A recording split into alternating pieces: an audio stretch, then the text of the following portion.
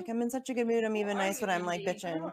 I know. I told you something needed to piss me off. I'm in a good mood. I'm with my people. We just had a great day doing direct action in the streets of DC. I got to yell at the top of my lungs, fuck the CIA and fuck Bill Gates and fuck Google, and that was good for me. So maybe it's fuck your fuck faves. your faves. With Yeah. Comrade Mindy. Maybe. Go find Maybe. your favorite person. So it's more like fuck your faves. Yeah. Yeah. This is not a great Misty rant session, or Mindy rant session for that matter. But you Mindy know, money bag. Mindy money bags. I have another. So now people have decided that Mindy is loaded. Loaded. This is riotous to steal from Donkey Till. Her name is Suzanne Murphy. She has a show on Roar Media. It's called Truth Be Known.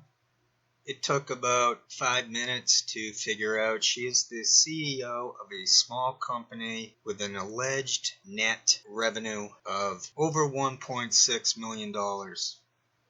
They were sort of in a double bind in that they're trying to be pro-censorship. They also have this thing, they're trying to be anti-censorship. So they're not going to necessarily delete any trolls.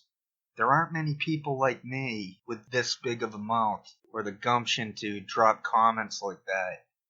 I got into their heads. I'm the guy who exposed Brett Kimberlin. I'm not just some random guy. I'm not an anonymous.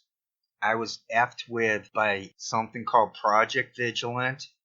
These people are the remnants of that program. The Project Vigilant was over the top goofy on purpose. Chet Uber was posting on Fire Dog Lake until he deleted the whole thing. I saw the thing through.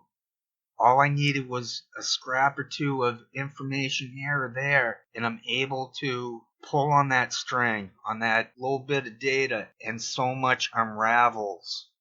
So you can see with that little clip of Mindy where Steve-O took the microphone back from her that she had said something fishy or whatever, and then voila, they edited it out. I heard it. She said, I'm getting paid. This was the last show after their day 2 of miserable protests. They did a second protest the next day after the Assange thing fizzled out. It was an obvious fake attempt at co-opting the Assange story. Then they did some other protest. It was raining out. There were even less people there from the crew. I'm going to run through things fast to make sure this is under 15 minutes. I edited the intro song where I did a cover of Mr. Blue Sky.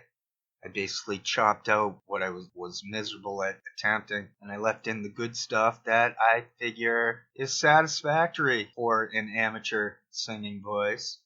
So that's the premise of today's show, that I got into their heads and that this is probably the jumping off point. There's no need for me to get into their heads rent free. Once it's done, it's done. If you hammer in a nail, you don't keep hammering at it. What are you doing? The nail's been hammered in. And that's what this scenario is about too. So let me run through the notes because I've already rambled enough. But we've also already gotten into a big chunk of what I wanted to provide. That Mindy said, I'm getting paid. And then they deleted it. Mindy said, I'm with my people. What she meant was her co-workers. She did a fake handing of the microphone off to Glory. I remember Dave Letterman was a big hit with the GE handshake. He went to shake hands with some guy from GE. Then the guy pulled back the hand. Letterman referred to it as the GE handshake. Even though I shouldn't have liked Dave Letterman in that whole show. I was just a kid. Well, I was probably a little older than a kid, but that's life. Watch some of that Marshall McLuhan guy, dude.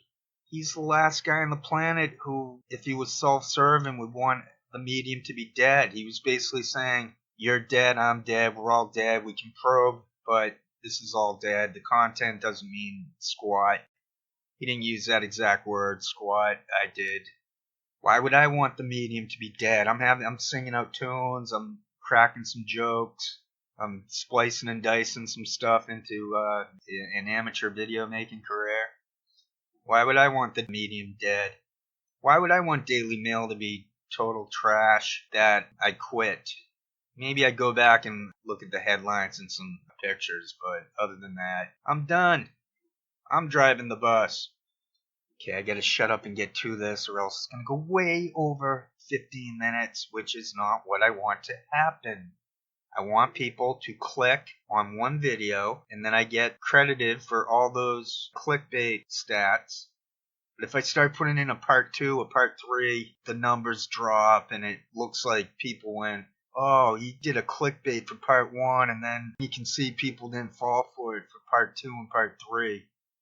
Sometimes, though, I knock it out of the park for a home run, a crack off of the bat, as I said in the Jim Sullivan movie. It's a home run.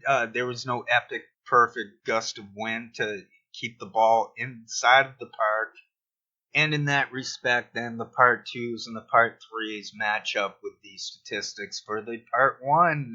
So it wasn't clickbait after all in those specific cases.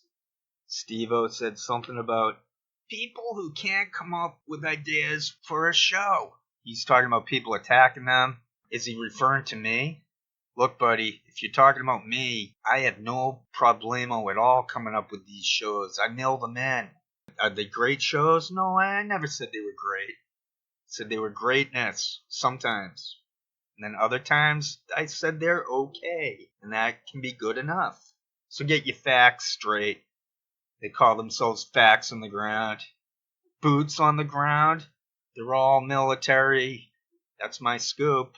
Glory's always trying to get a little too cute. They put the military boots into their diary of the mouths. And then Glory tries to, and even Redneck Economics, they have this system where they just keep talking. They make it worse for anyone with discernment. They can tell that they're trying to extricate the boot from their mouth, but the diarrhea has clogged it up. All right, enough about diarrhea. That's not clickbait for a topic. Redneck Economics was giggling about the FBI effing with us. Remember that? She goes, that's. But then she went, unfortunately. Don't say unfortunately then. Make up a better excuse or delete the evidence. They try to do some weak sauce attempt at self-deprecation. On what planet are they supposed to keep bringing Magnus back? And that makes them look legit. Magnus was at that protest. I'm saying there are plot holes in that whole fake organic racket. They're trying to say, we're organic. This is all just random activists and somehow we decided to join up and go on each other's shows. And then we hooked up and went to Washington, D.C. to fight the system. And unfortunately, Graham Elwood, the whiny man, couldn't make it. Right in the notes, I say day 2, the protest was even more lame. That did not seem possible, but it was raining out, and I don't know. I actually find it quite fun to watch these people sweat as disinfo shills, especially the older people like Shanda and Craig Jardula. I find it humorous. As H.A. Goodman would say, it's hilarious. If I don't get this within 15 minutes, then F it, there'll be a part 2, and I can't stop that from happening. I tried my best to get it all into 15 minutes, but I can see that's going to be very difficult. So maybe it'll be 30 minutes. BitChute doesn't block me from putting up longer videos. Of course, I haven't tried to upload those yet because BitChute is very... Why am I talking about BitChute?